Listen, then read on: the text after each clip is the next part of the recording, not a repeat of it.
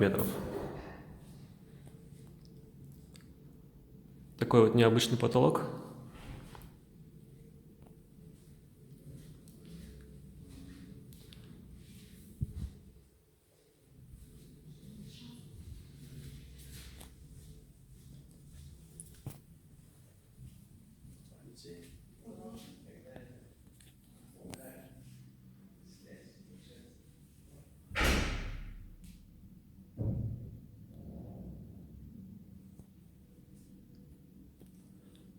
Стены подготовили под обои.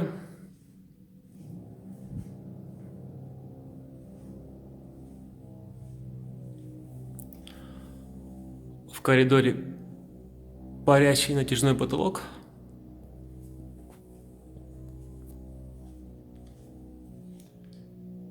Из санузла сделали гардеробную.